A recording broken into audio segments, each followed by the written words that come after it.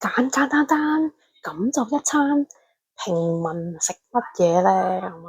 咁啊，即係一個防癌蔬菜湯啦。咁咪落即係蔬菜湯，其實落啲瘦肉嘅都會嚇，落啲半肥瘦啦，係啦。咁就呢個就係呢個就係南瓜洋葱咁嘅湯啦。睇啦，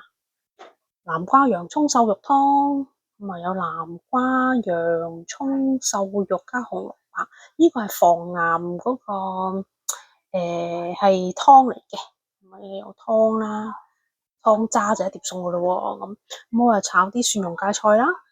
咁啊有啲豆腐同蛋啦，咁啊有非常之豐富嘅蛋白質啦，咁啊有海鮮類嘅蛋白質，有植物類嘅蛋白質啦，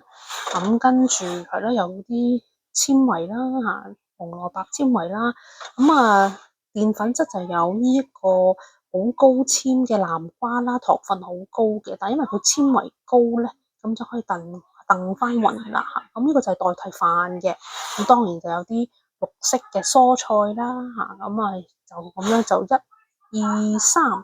係啦，三個餸一個湯。就係咁簡單啦，咁啊影翻張靚相就開飯啦，咁啦，係啊，咁可以影翻張靚相先啦，咁啊呢個咁啊咁樣啊，靚靚地啦，影翻張靚相先啦，好，吃啦。